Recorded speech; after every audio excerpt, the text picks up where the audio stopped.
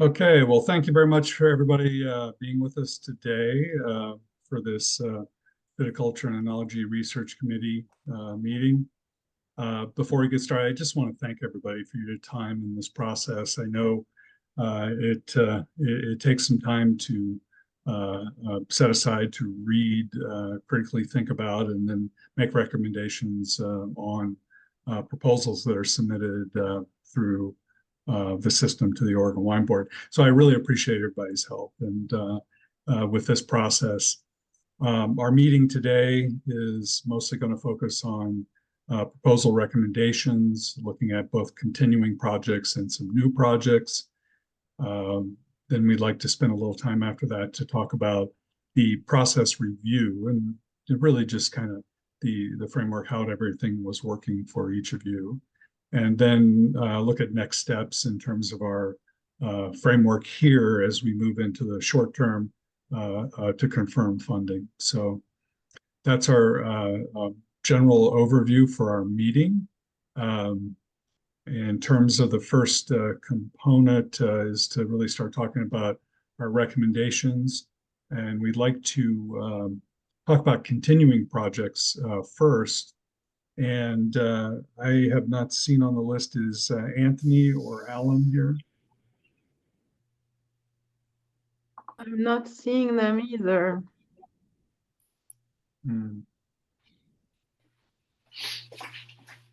Well, that moves us to the next item, right?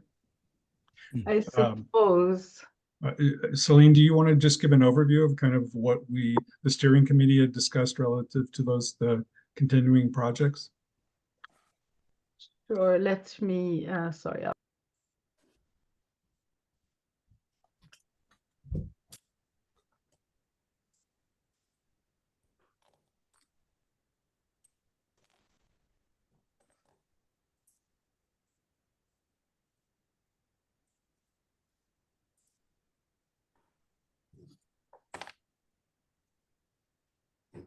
Okay, sorry about it. I was counting on the continuing specialists to present their project. So if you see my screen now, you see that Excel file was all the proposals that were submitted to us this year.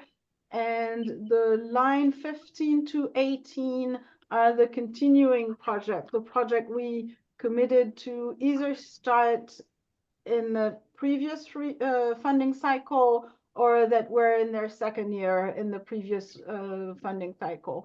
So as you know, we have two continuing specialists, Alan Holstein, who reviews viticulture continuing projects, and Anthony King, who reviews enology continuing projects. So we have one enology continuing project, which is the spoilage potential of Oregon Brettanomyces. And Anthony's recommendation was that the project was on track. It was delivering what the committee had approved to fund. So Anthony's recommendation was to continue funding this project for an amount of $57,000. Then we have three continuing viticulture projects from Alec Levin, Ashala Casey, and Laurent Duluc, rootstock and drop isotopes, the GTD management, and RNA against red blotch. And same thing, those three projects are on track. They delivered what they were, what the Oregon Wine Board had agreed to fund. So Alan's recommendation was to continue funding those projects. So if we move those three projects to approved funding, so here in the column F, you have the requested budget. And in the column J, sorry, not J, in the column I, approve for funding. So if we did approve for funding, sorry, those four continuing projects, we have a budget of almost $92,000 to attribute to new projects. And the list of those new projects from line 2 to line 9, and those were the ones that were submitted to the committee for review, reviewed by 10 to 6 reviewers. Some people dropped out of their review this year. And then those 2 highlighted in yellow are 2 projects that were qualified as not research by our steering committee, so we still looked at them, but decided those were not falling under our request for proposal. So they're not that they're not interesting or valuable, they're not what the Oregon Wine Board is willing to fund. Any questions on the continuing or the not research project? If not, we can move to talking about, and hopefully the lead reviewers are here. Is this last year's, the 4 continuing project? The 4 continuing were funded last year, and there was a new request that was placed to continue funding for the upcoming funding cycle.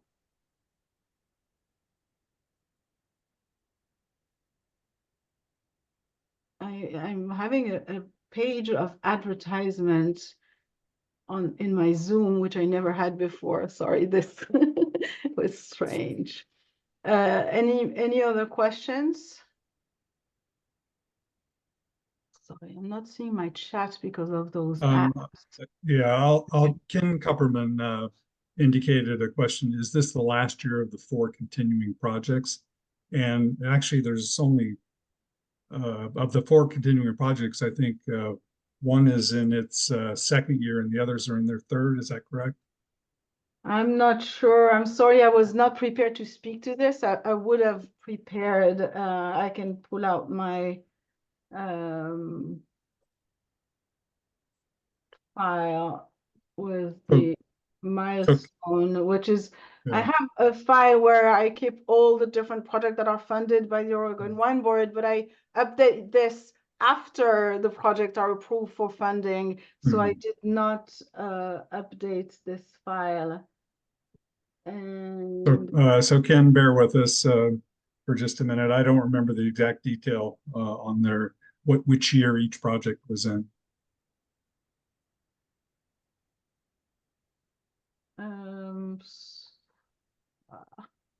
I'm so sorry about this. So we have 2791. So 2791, here it is, was first year. It's supposed to end in 2026. It started in 23. And then next, sorry about this, it's even harder, was one of my screens being 2676. I think that one started last year. 2676. No, that one started in 22 and supposed to end in 24. So this one is in its last year. Next, we have 2784. And like I said, this I update after funding. So this is why 2784, here it is. Started in 23. So it started last year and it's a 3-year project. And finally, 2806. So 2806 was there was some discussion on funding between the Wine Board and the American Vineyard Foundation. So this project was recommended for funding in its first year. Then the American Vineyard Foundation did pick up the first year, and then it came back to us last year. So we funded one of the 2 years of this project so far, the American Vineyard Foundation having funded the first year. And 2806. I'm sorry, I'm juggling. 2806, here it is. So it started in 23 and is supposed to end in 25. So there's another 2. So this year and then another year before it's complete.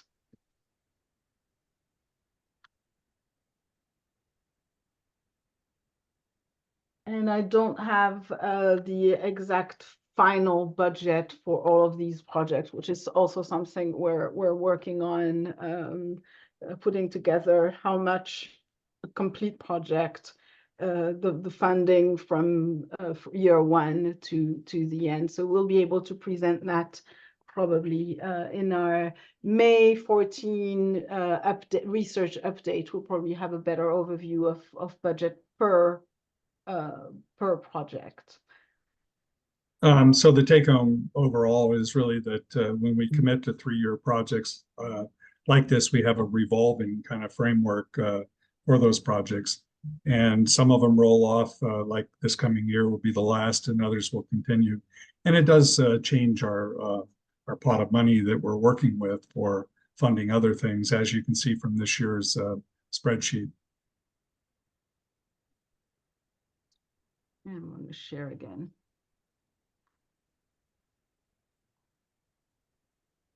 Any other question on the continuing project?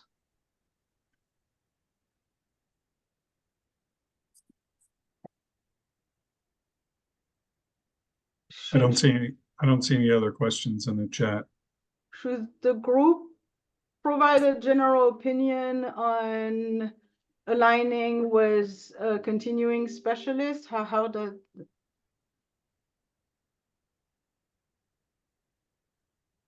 I don't think it was done in the past. I think the steering committee do listen to the continuing specialists, and then that's the decision to move forward with these projects. Mm-hmm. Okay. Then shall we move to our new proposals?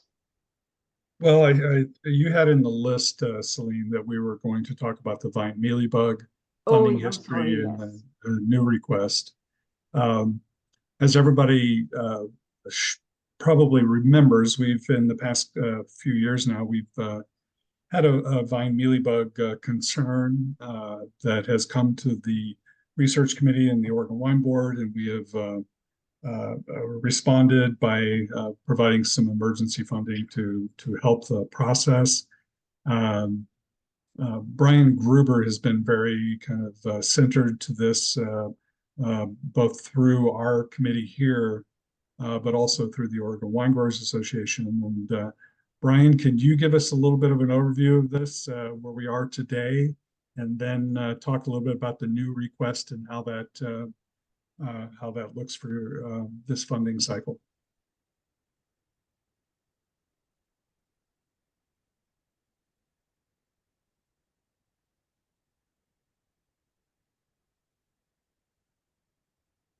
Did we lose Brian?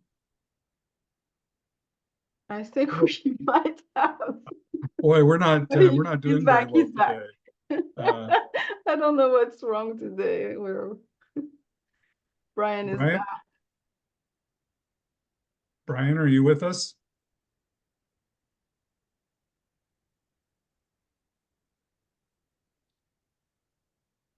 He shows up in the list, but it says he's muted, but I can't ask him to unmute. Same thing. I asked to unmute, but it's not. Oh, here. No. No. What if I became a co-host? So I don't know. Let me. So I'm going to, for those of you who did review the Vine Mealybug proposals, Brian was the lead reviewer. Not only was he very involved in the funding that happened last year, he was also the lead reviewer for this proposal this year. And his recommendation was to ask Von Walton if he could divide his current proposal into two, because there was one proposal that was specific to the vine mealybug, and part of it was looking at nematodes. And so we reached out to Von and asked him if he could separate the nematode part and the vine mealybug, because our budget is limited for funding, and also because the reviewers and the lead reviewer felt that the vine mealybug could have a potential high interest for funding, whilst the nematode fell more in the nice to have category and was not a priority. So this is why we asked Vaughn to divide, which he did, provided the two proposals Friday night. I did share it with the group, but I'm not sure who dedicated their weekend to the review of the vine mealybug proposal. So I'm not sure. Celine, Brian and I exchanged a text. He says that he is online, but he couldn't get the audio to unmute. And so he's logging off and logging back in. Okay. I feel like that's been happening a lot lately. It gets locked up. We've been talking of moving to Teams, so maybe this is a sign. Yeah, when I hover over his icon, the mute button, everything goes off, and I can't. There's nothing I can do to change it. Same with me. I can't ask to unmute, and I've made him a co-host, and just in case that would be helpful. But oh, there's a phone connecting. That's probably him.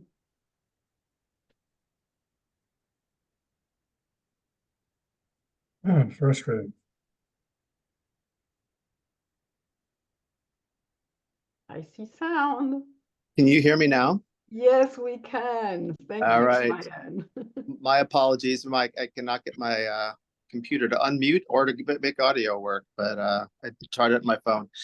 Yes, so sorry about that. And short story with mealybugs. Well, it all started with funding we, as the Wine Board Research Committee, found to get them going when they were first found down here in Southern Oregon. We've had to put in the first piece of money, and then last year we got almost $500,000 from the legislature, which really kickstarted that project. And I just talked to Josh, who's the guy from the ODA who is running the project.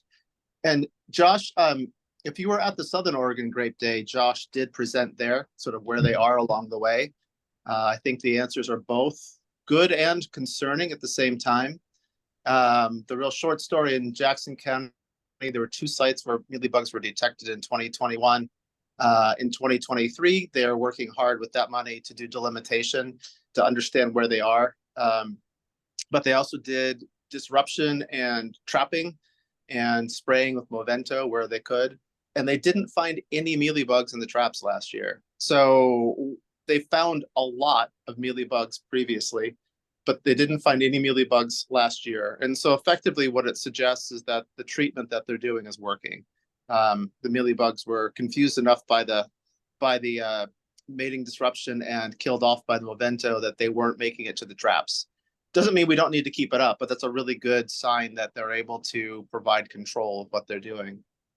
So that's the real positive. On the more challenging side, they also did an additional voluntary survey in the state that looked at 74 different vineyards in 11 different counties, and they did detect mealybugs in both Douglas County and in Lynn County. So they have spread more widely in the state, which makes this all that much more urgent for us to make sure we tackle what's going on. They do have funding for all of 2024. There's no funding requests from mealybugs. The work that at least ODA and OSU are doing, they're fully funded through this year and through the early half, at least, of 2025 to continue eradication, control, delimitation, and a statewide survey that they're doing. So they have what they need for right now, but that is kind of concerning. And I think that's why we're continuing to talk about it. But what we wanted to talk about here, more importantly, was research related to continuing to understand how to better deal with mealybugs. And that's what Dr. Walton had presented. I'll pause there. Any questions on sort of where we stand?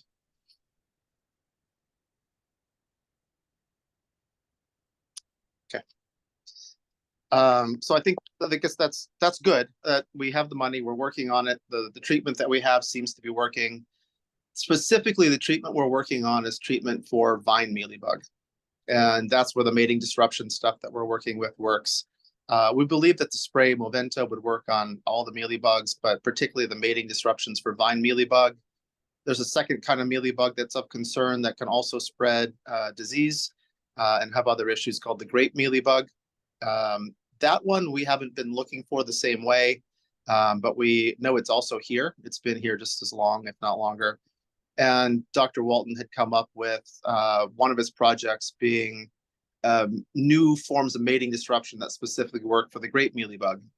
They have different enough pheromones that the things we're using for vine mealybug aren't expected to work the same way on grape mealybug.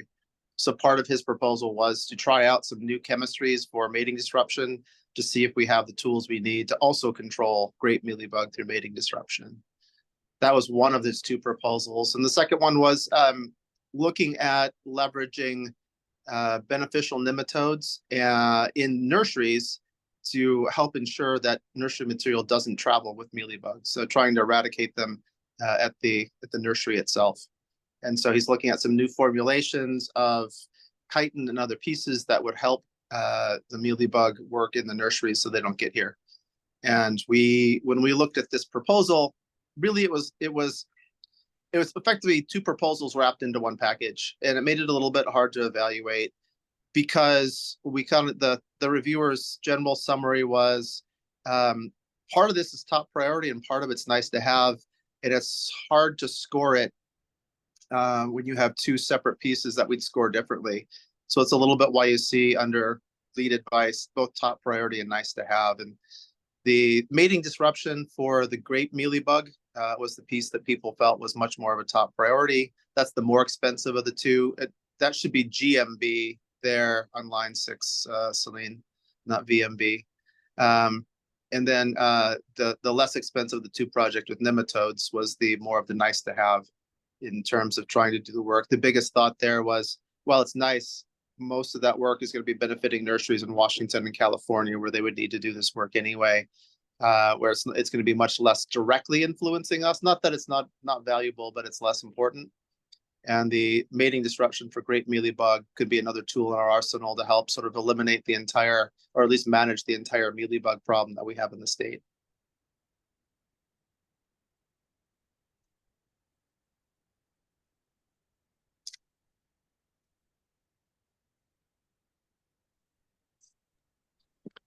Thank you very much, Brian. Does anybody have any questions for Brian? And Brian, is Vaughn willing to do just one piece of this, not the whole package? Yeah, it does look like that. He broke it out and he has different resources pointed to the different parts and sort of understands why we asked for it and was very, very responsive in getting us this information. Celine, would you say otherwise? It sure seemed like he was what I saw from him. No, he was very willing, and he did provide in an email both proposals separated. I've shared that with the group, so those two proposals have been breaking in two. If you add the amount, it doesn't add to. I mean, the initial request was 49,000, and from each proposal, I've just skimmed through and took the final budget. They don't add up. So I think by breaking down, there was some budget that he was using in both proposals that if we did apply on both sides. So this is why the amount 1 plus 1 doesn't equal. But so these are the budgets separated, line 5 and 6. Actually, Celine, I looked at him real briefly as well, and he breaks out. It's a little hard to see his spreadsheet where he breaks them out, but there are different numbers for year 1. And year 1 is 32,909 for the mating disruption and 16,209 for the nematodes, and those do add up to 49,118. Oh, I see. Okay. So could you repeat those numbers, and I'm going to change it just now. Sure. Yeah, it's 32,909 was the grapevine mealybug mating disruption. Okay. And then the nematodes are 16,209. Mhm. Okay, because I just took the number at the end of the table on each proposal. So, okay, so these are the numbers then. Mhm. If we were to fund, this would be how much each proposal, what? Yeah, and you know, looking at the reviews from all the folks who read this one, it felt like, you know, we needed to break this into two categories. And you know, clearly you can look at the amount of money we have and see we're struggling to even find money to do either of them. But by breaking it apart, I think it gave us a better chance to get one of the two funded potentially. Just looking solely at those test total scoring numbers, you know, we have a 93 and a 91. Do you think that grapevine mealybug would score higher than an 88 if that was the case? Like, I mean, just looking at the total budget we have, would that 88 become a 91 or something to compete with that second project? That's the question. Yeah. You know, still based on what I see about those other two pieces, it feels like it's in the right spot, still being a very, very close third. And the hope being that we find enough funding from some other source for some other project ahead of it that we're able to at least fund the great mealybug work. But I wouldn't put it above the other two based on what I understand about those two. It'd be interesting to hear about those from those reviewers, the lead reviewers, just to see if they feel differently. But I would still put great mealybug, that 2818B, as that sort of third priority on our list.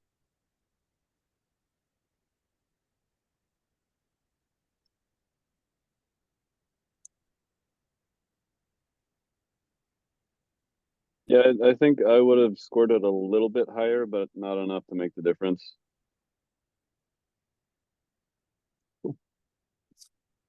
Thank you, Carl. Anybody else have any comments?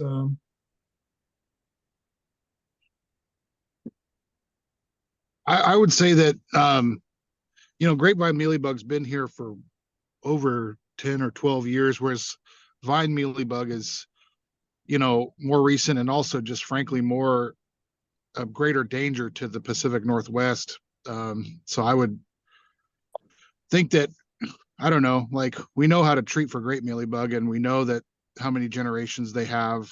The vine mealybug is just so much more of a dangerous pest that I think it's more of a priority than the great mealybug work.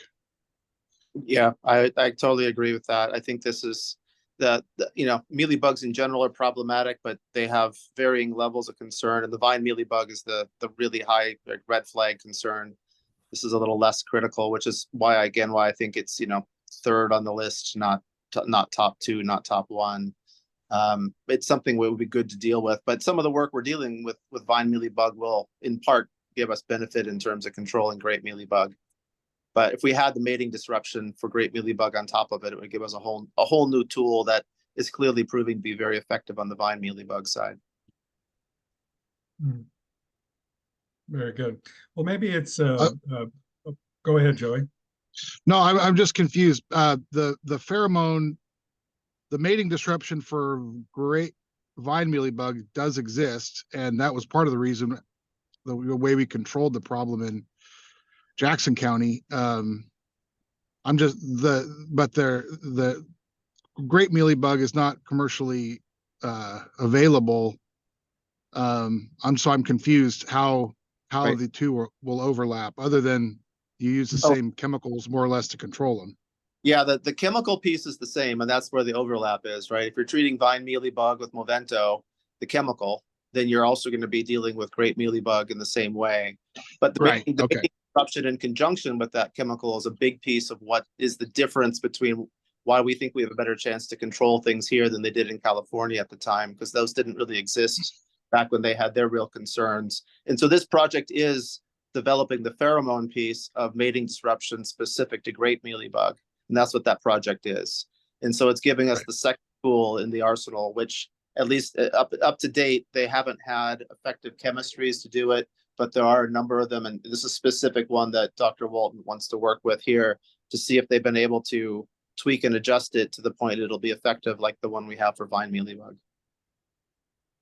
I just thought it might be worth mentioning that, you know, the pheromone disruption is the only organic option that people have. Obviously, a lot of the chemical options are not an option for grape mealybug. So it would be opening up an alternative in terms of organic options for grape mealybug if they were to be able to develop something. Good point, Jason. Good point. Mhm. I also just kind of wonder if, you know, I understand the reasoning of why we didn't put the nematodes higher or that portion of the project higher. But that does have to do with vine mealybug, and probably one of our greatest sources of possible infection is coming from nurseries and getting that stock. I didn't read the proposal, so I can't speak on it as educated as I want to, but it seems like that, you know, might be a worthwhile project. So I think it's worthwhile. I think what hopefully we see here, what Celine's showing is not that it's considered, you know, not useful, not helpful, not of scientific merit. I think it really is. It's just a question of where does it fall in the priority of everything we need to do. And typically, I think the reason that this one fell a little bit lower than top priority, but still into the things we might like to get done, is that the primary nurseries that would be working with this, getting benefit from this, would be in California, Washington, other places. And we'd hope that they would do the work or help find the funding to get that work done. And it's not that we don't want to do it, but it definitely falls into the nice to have. It probably is the fourth priority of our list. So I think that they still probably fall into this order. And if there's any way to get funding to do it, I think I would still recommend that we do it and go after it. It just had to be broken down because it was knowing that we were already below the line in terms of funding available, trying to find ways to break it into smaller pieces and hope to find funding elsewhere. And if we have to prioritize one piece versus the other, I think the great mealybug disruption was important. I think Jason, I didn't say it, but I think Jason hit on maybe one of the most important parts there is mating disruption is the only piece for organic. And so while Movento will work on vine mealybug and grape mealybug, if you're not using Movento because you're organic or biodynamic or whatever you might be, you don't have any tools. And so you're at a different, very much disadvantage. And I think that mating disruption could really help in that situation where Oregon vineyards today don't have tools, where the nematodes are more about dealing with nurseries and other places for the future. And just to add a little bit of the unknown to this is that I have yet to speak to our colleagues that are the rest of the funding groups in the UGM. And I will be speaking with them on Friday. And so I'll learn a little bit more then. It's very likely that they could be picking this project up or have a keen interest in it in some way, shape, or form. Celine, I do have a question. So when Vaughn split these two projects, he really just split them up for our eyes only so that we could look at it. He didn't submit them split into the UGM, correct? Yes, he did split at our request. It's Okay. a conversation that Brian and I had, and Brian asked if we could ask him to do this, and I asked him if he could split. I explained that we might be able or willing to fund only a portion of the proposal, and he understood exactly immediately what we meant. So I think it made a lot of sense to him that these were two different things. Yeah, so it's possible that I show up to the meeting on Friday and I am able to share this kind of situation with them. And who knows, they may have decided to pick up the whole thing or have an interest in one versus the other. Yes. Okay. Well, thank you very much, Brian. Anybody have any other comments about this specific proposal? Then if we could, Jason, could you just speak to the first proposal as the lead reviewer? Sure. So a very popular project among the viticulturists who reviewed it, as it was in the first round. This would be a continuation of Patty's work on rootstock review at Woodhull, plus as an older planting, so 20 plus years old planting, multiple rootstocks. And then Lee oversees one at Rose Rock, which is 4 years old. So there'll be some young vine comparison. Make no mistake, this is Willamette Valley setting. It's on Willamette Valley soils. And that's sort of the what I found to be one limitation for this project, that it's not replicated in Southern Oregon or the Walla Walla Valley. So we're just looking at how this responds in our North Willamette, or essentially Willamette Valley region. So, you know, a lot of folks who reviewed it feel like the information that we'll get from this will be lead to a database of information that will be used for the next 50 years in plantings in the Willamette Valley. Very important and impressive information will come from this. They're looking at the phenology on vine vigor, then beyond that, fruit characteristics for these two sites. I think Patty was in this work is going to be looking at potassium, how that might be built up in the fruit among the various rootstocks. She'll be looking at acidity and nitrogen and interplay of all of that within the fruit. On the vigor side, they're going to be looking at vine water stress on both of the sites as well. And this is all dry farmed. So then there's going to be an own root control at Woodhull. So all in all, 18 different rootstocks, including the standard 3309, 101, 14, and RG that we've been planting among those. So we'll get that comparative.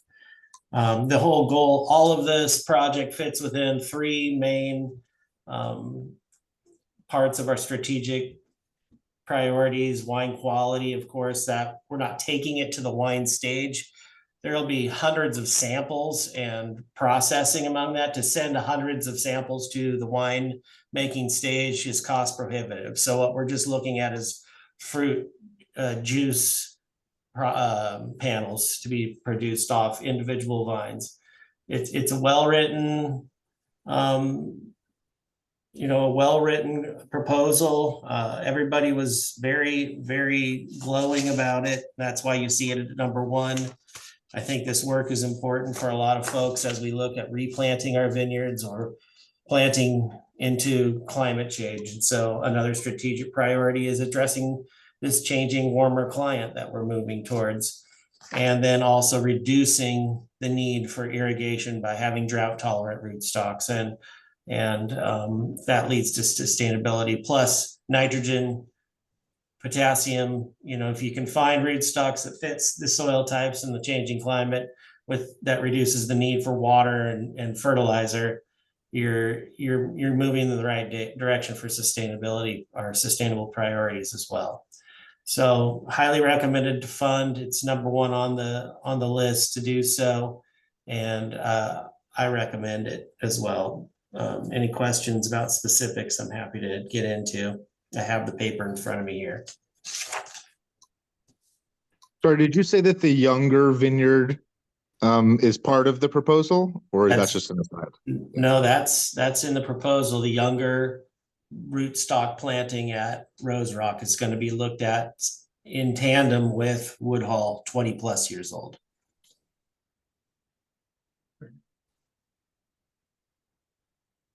And I've shared the detail of the 10 reviewer because these are the average, and there was pretty consistent, as Jason said. So this is the average of the 10 reviewer scoring. So 93 is the amount of points that was attributed on average. Are you sharing? Because we don't see you sharing. Oh, you don't, I stopped sharing. Sorry about that. I've been doing my own thing for myself. Okay, so this is this first line proposal 2842, and these are the different scoring per reviewer. Mhm.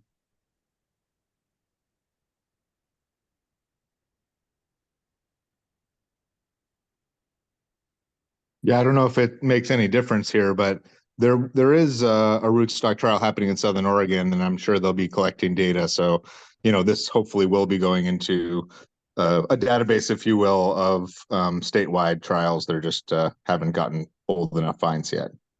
Mhm. Yeah, very good. Yeah, I'd heard that. I just don't see it within the write-up here. And I think Alec is looking at those things. Mhm. And sharing. Yeah, separate program, separate Right. trial. And we didn't receive any new funding from Alec, just in the continuing project. So, and real quick, this is a 3-year project, so we'd be committing for 3 years. This year is 58, but I think the life of the project I saw was overall, let me read that to you, 185 in 3 years. It's 1 PhD post grad research assistant and undergrad data collector. So that's what you're looking at funding. Plus, she's built in the inflation we're all experiencing as well at some quotient. She applied to AVF alongside with the wine board to the AVF. She's also requesting tuition reimbursement for folks. So that's something we don't do. And she has not included it in the number that you see on the spreadsheet. Okay.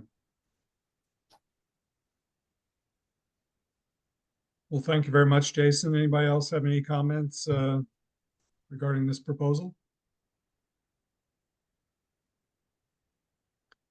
All right, then maybe we can move on. Is Gina, you're with us, aren't you? I did see Gina. Yes, I'm here. Yep. Okay, Hi. could you comment to the next project, malolactic fermentation?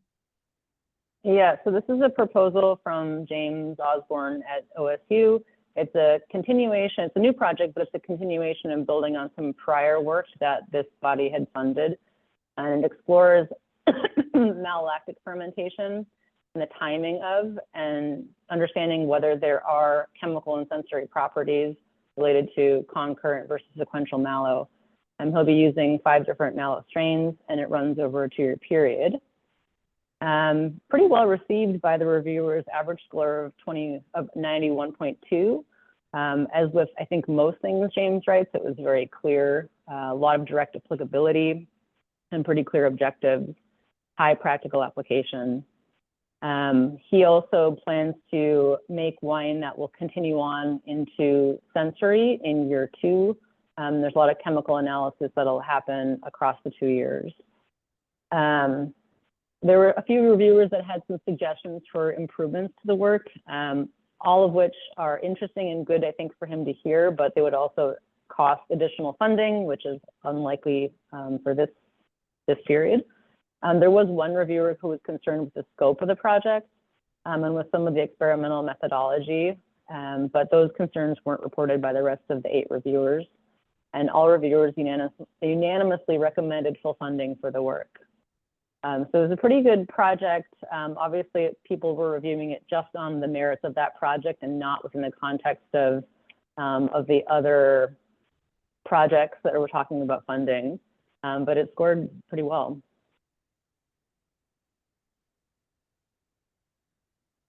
Thank you, Gina. Anybody have any comments on this project, especially those that reviewed it?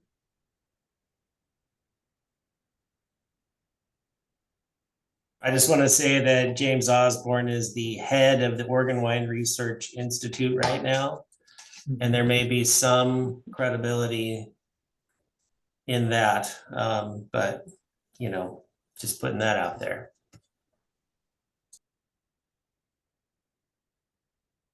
I'll comment. I reviewed it, and I guess I have the highest score for it, but everything about it made clear sense that this was going to be something going forward for the forward.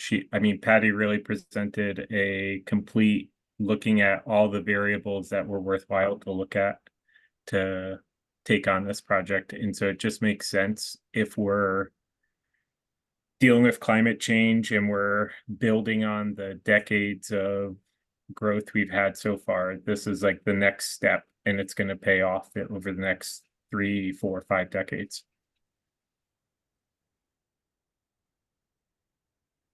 Thank you, Peter. Anybody would else? I just would like to add to Jason's point that James also presents at many international meetings, so it's a good way to have OWB funded research amplified. So Hmm.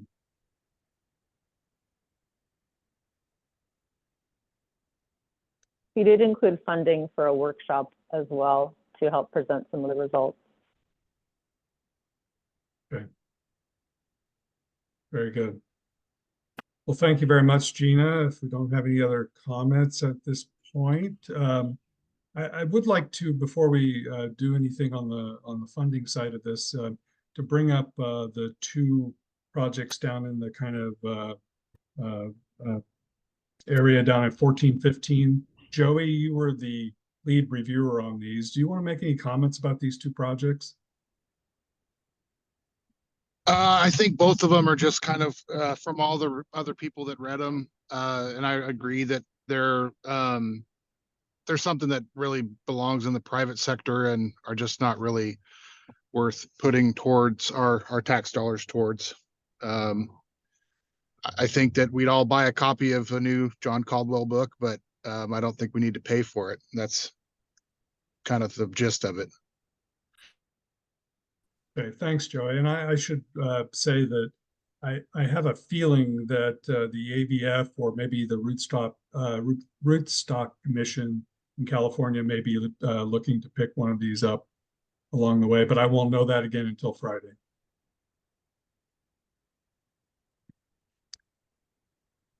So Celine, this leaves us at a place, and I guess maybe I should say, does anybody want to make an argument for anything below our list? I don't see that that's necessary, do we?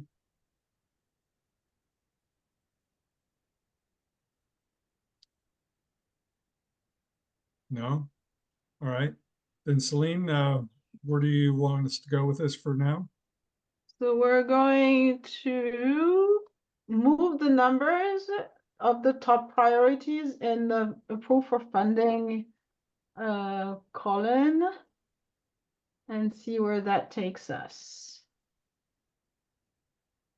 So if we did fund those two top priority and then we are already overspending $18,000.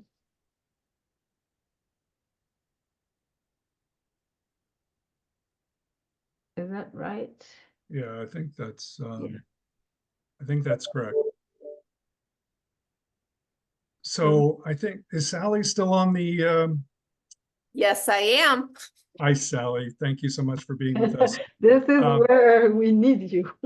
Yeah, so this conversation around kind of where we are with the budget, I'm bringing Sally in because we talked a little bit about kind of where we were with our funds that were more or less left over from last year and kind of what potentially that might look like as we were moving forward. So Sally, if we ended up with this, 18,000 some odd dollars that we needed, is that available to us from other funds? And so where we are on the budget, just to be clear, we passed a budget at our last board meeting, which was early March. We did that at that point in time because we have to turn in a budget to the state by April 1st. It's typically not where we know when we know what all of our programming, our research, anything, how it's defined for next year. That's what you're doing right now, is finishing up the research and decided how many funds you need. So that is when you go to the board with the next board meeting. I think it's very early May at this point in time. We certainly would have the funds available into next year to fund additional research besides this number that Celine has here. The total number, we moved that smoke number out, just get rid of that line, Celine, and change the budget number, how it was passed, to be 341,410. That's the number that's showing up now. Based on where I'm projecting us to land, our revenue is going to be from taxes is going to be about 400,000 higher than where we were estimated, so we were up, so we do have additional funds to put into the budget. And that will be the board's decision on how those are spent, but there is some additional funding that could be allocated to research if the board chooses. Does that answer the question diplomatically enough? Yes, Sally, thank you very much. So, so from the committee's perspective, then, if we decide that, of course, number 1 and 2 are top priorities, we want to fund, we still would need to ask for a little additional money from the board. If we decide to move forward the 2818B grape mealybug as part of the project, then it would put us at a $51,000 ask to the board.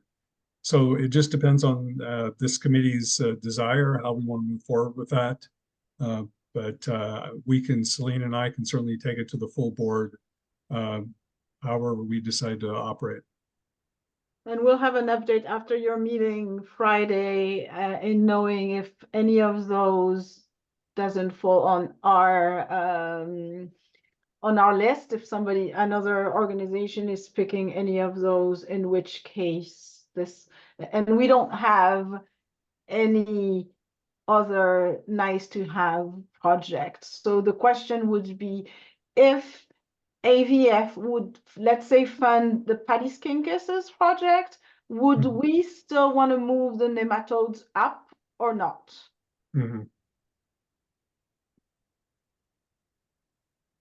Yes, that's definitely kind of the question. And I wish these this meeting I have on Friday was a little bit more aligned, and that's part of the conversation we're going to have on Friday, is how to move some of our other funding partners in the system up a little bit earlier into the calendar so that we can maybe be a little ahead of the decision instead of waiting for the decision.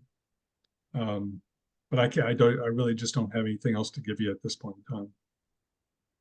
So maybe Brian, as the lead reviewer, would you think that we would want to move the nematodes as something we would be willing to fund, or would it just be nice if it did exist, but it's not something the Oregon Wine Board should consider for funding? No, I think we should consider it for funding. I mean, we heard a few people make good points earlier about why that's important. And, you know, one of those was that, yeah, I think a lot of the infestations, while we can't be certain of it, came from vines. Pretty sure the one in Jackson County came from vines that came in from another state, from a nursery. So helping to mitigate that spread of the pest, I think, is important if we can possibly fund it. And I think so that's a huge piece of it, right? And so I do think it would be nice to fund. It would be nice to see California fund it, given that that's where most of the nursery industry is. But it's also a really good way to help protect us, and it's an Oregon researcher who's an expert in the field. So I would say it's something we should try to fund if we can. Especially if we're able to find money to do any other one thing that's on the list ahead of it, then I would definitely try to find our funding to make that work. Okay. Because last year we left funds aside because there was not any project that were interesting enough. So this would be considered, if we did have some fund, because any of the top 3 would be funded elsewhere, this would be something that we could consider. Okay. I wouldn't, you know, Dr. Walton is like this is his probably biggest specialty. He made a lot of his early work and his early reputation on doing mealybug work in places like South Africa and other places along the way. So he's definitely an expert in the field, and with some new ideas about how to do this, it could be a way for, you know, us as Oregon to help contribute to the broader control of a pest that's impacting a lot of other places, but with good benefit to ourselves as well. Thank you, Brian. You know, given the situation, I would entertain a motion for us to agree to fund these top 3 projects, and then update things as the partners in the UGM meeting will detail on Friday. That seem reasonable? Greg, so you're asking for a motion to fund the top 3 projects in their entirety, not broken out. in their entirety. And then that would be presented to the wine board, and it's your feeling that the wine board would potentially fund $51,000 more than what they've budgeted us at this point in time? That would be the ask. Yes. That'd be the ask. What if the wine board says, no, in fact, you only get, what we can give you? Is there any merit in this committee here discussing having less than or to the letter of to the number that we've been offered? What cuts would be made? Would we consider funding only one project based on that? Yeah, it's a good question. And what would that project be? Would we just assume it's, since Patty's on the top of the list right now, it would be that, or is there merit in debating the top 2 projects for priority at this point? I wonder whether Patty's project is actually the easiest one to partially fund, both because she's applying elsewhere, but because of the nature of the project. There's a lot of details that you could add or subtract and make that project still valuable. Just a thought. If we had to short somebody, I wonder whether she would be the one who could absorb that better than others, other projects on that top 3.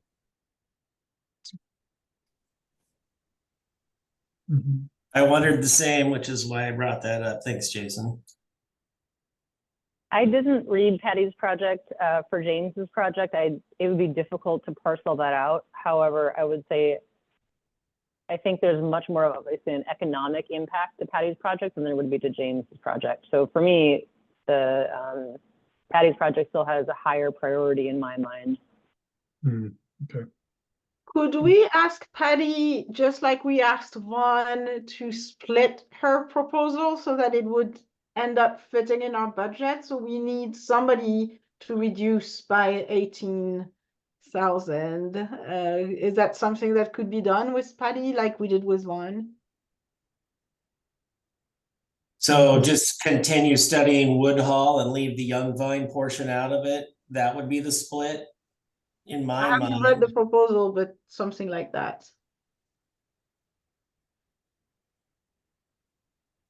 Good question. I'd actually hate to see the Young Vine portion disappear, but it seems like maybe it could be going to Patty and say, hey, if you had to cut this much from your project, what would you cut? I don't know if that works from a logistics point of view or paperwork point of view, but.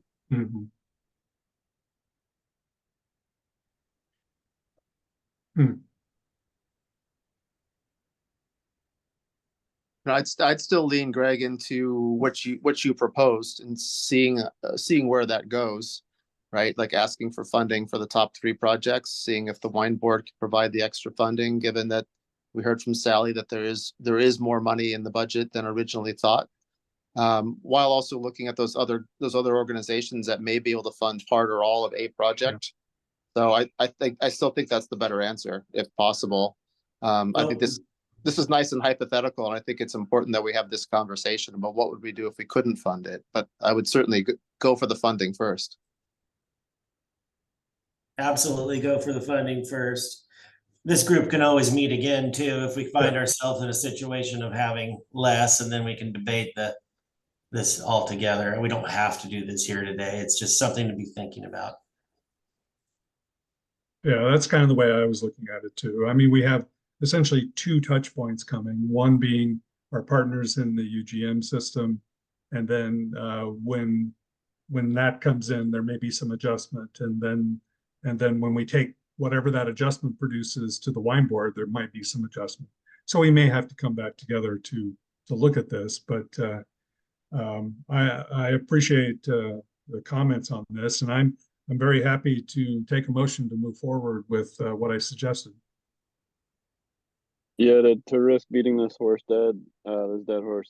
Yeah, I think still reach out to Patty and maybe see like, hey, assuming worst case, what would you cut? While yes, going for the funding. Thank you, Carl. Anybody else? I was just gonna say, I would agree with that. That way there's a backup plan if the conversation doesn't go as desired. Good. Thank you, Gina. So I guess if I could kind of summarize my understanding real quick, it sounds like we're going to try to get full funding for the 2870, the MLF study, and then if our budget remains static, approach Patty to see if there is any way that she could trim the 18,313 off of her budget to be able to, for us to basically fully fund Osborne and mostly fund Patty.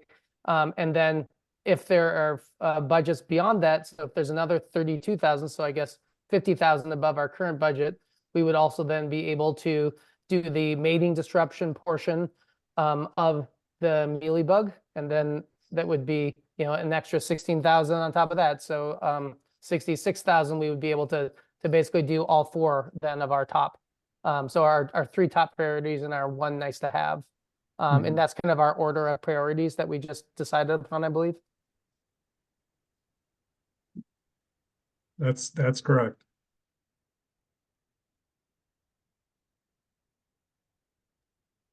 Yeah, I mean, that sounds good to me. I mean, you haven't made a motion, but I would second that.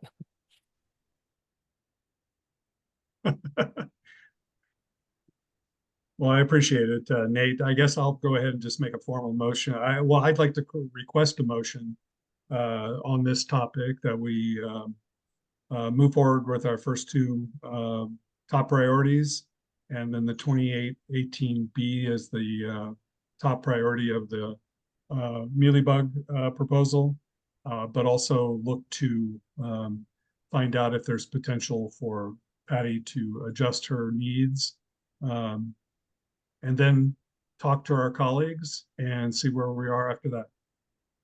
I move to go ahead. I move to go ahead on that, Greg. Okay, thank you, Joey. We have a second? Second. Yeah, second. Okay. Thank you, everybody. Appreciate it. So Celine, you know where we are now? I do. Yeah, Okay, clear. clear. Okay. Julie, are you still with us? Yes. Thank you so much for sticking around and listening to this No problem. discussion. That's great. Everybody, this is Julie Pond for the Northwest Center for Small Fruits Research. I just wanted to, before Julie talks about a few things here, I just want to mention that Elizabeth and I both were reviewers for the Northwest Center for Small Fruits Research this year. So we got to kind of see the process and learn from what you guys are doing there. And then I also should say that Celine was a reviewer for the USDA. And so the groups, our interest was finding out more about what these other groups are doing. And so it was very helpful, Julie, for us to participate with you guys. But Julie's here also today to ask a question. It was in the chat. Do you want to just talk about it just briefly to give us an idea?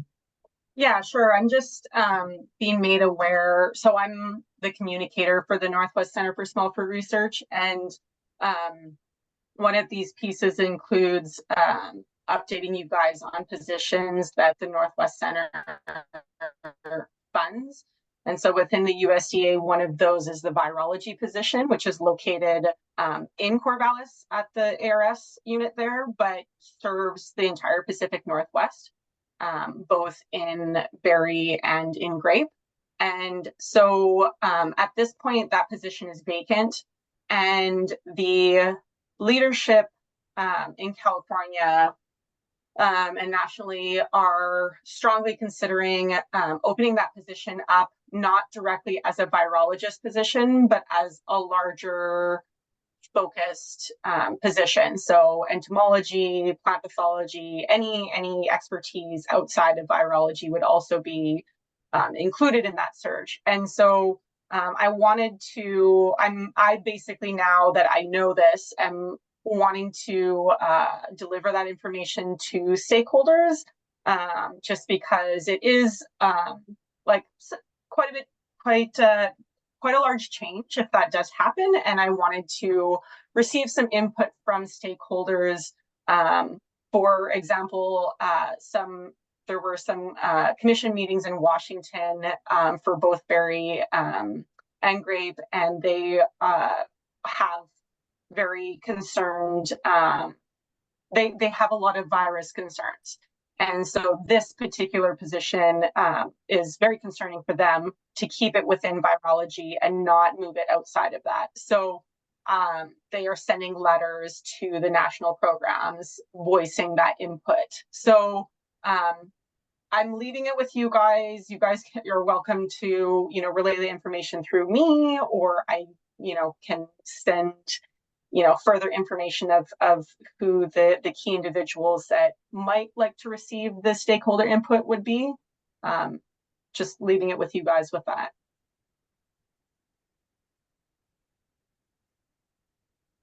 Thank you very much, Julie. Anybody have any thoughts, comments, or?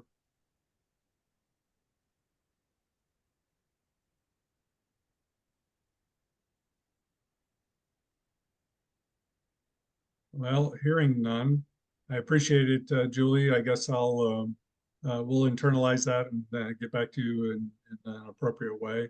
But I really, really appreciate the update on things. Anything else you want to talk about, Julie, before we move on? I think in the interest of time, I believe that in May I was to speak instead.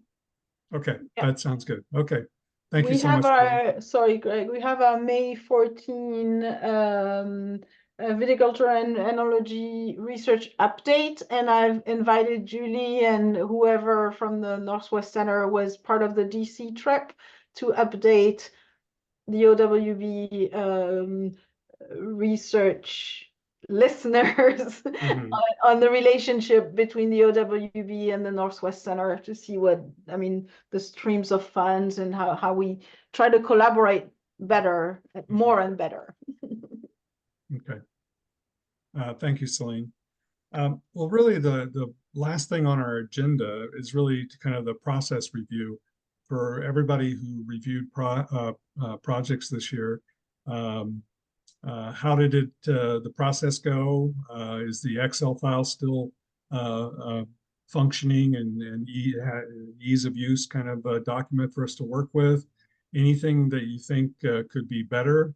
We're always open to it. You can send information to myself or Celine or Nate, was the one who really worked to put together that Excel file. But any comments you might have today would be great to hear if they're for the general good.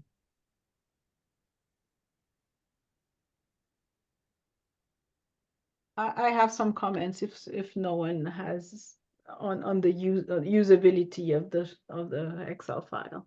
Sure, go ahead, Celine. Maybe somebody else will have the similar thought or add to it.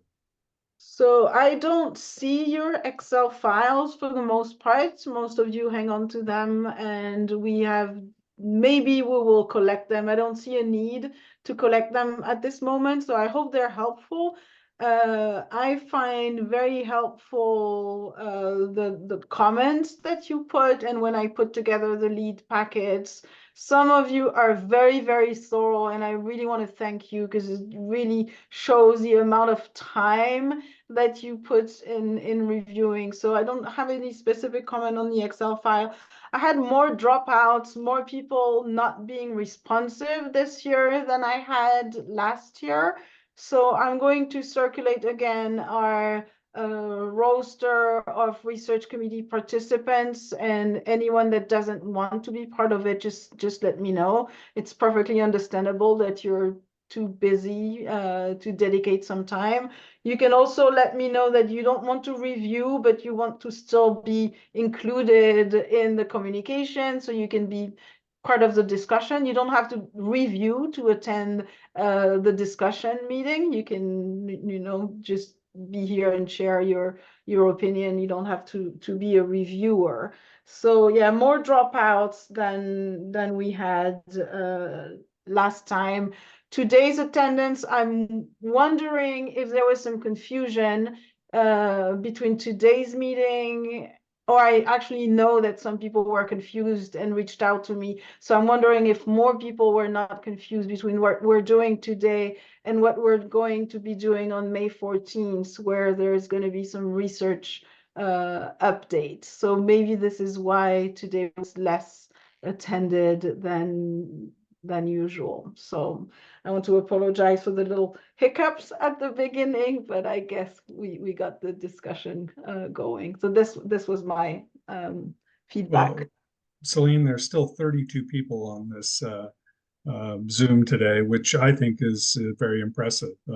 Just to be able to take time out of your day to do this. So yeah, we can always improve it and improve things and get timing a little tighter, but I think we've done a pretty good job with this.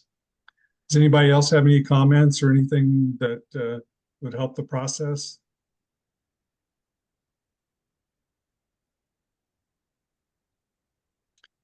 Do you want to do a call for new steering committee or new lead reviewers as well? Sorry, somebody was going to speak. I was just going to say real quick, it'd be, I think, helpful to get the meetings on the calendar as soon as possible. I know this one took a lot of like finagling with everyone's schedules to get on the calendar, but that might help more people show up too. Well, and Gina, to add to that as well, my conversation with our colleagues at the UGM on Friday, I'm hopeful that I can get a real tight calendar from them so that we can make our calendar more appropriate. So we're not in this limbo kind of framework. And so it'll just be one more thing to kind of hopefully make this process a little bit cleaner, and so we can plan for it.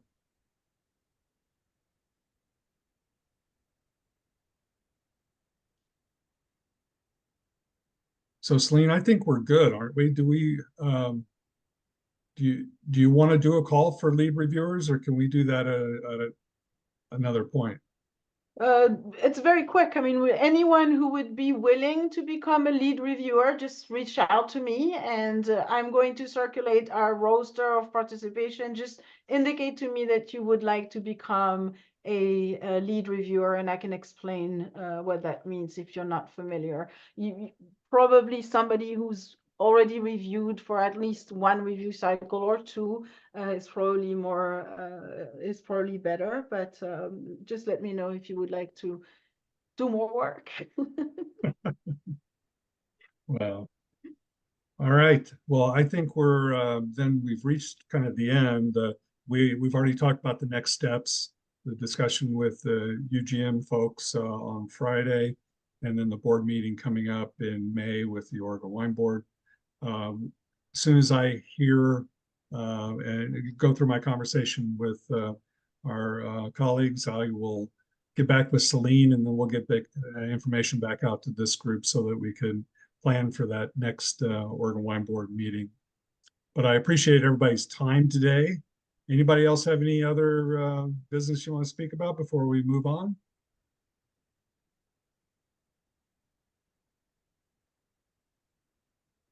All right, then I'd like to thank Celine for all her work on this, and all of you for just all your time you put into it. It takes a lot of eyes and a lot of minds to be able to pull this off. So I appreciate it very much. Yeah, thank you. Thank you. Mm-hmm. All right, everybody have a good day, and let's hope for no frost. Oh yeah, no kidding. Keep the sunshine out. All right, take care. Thanks. Bye.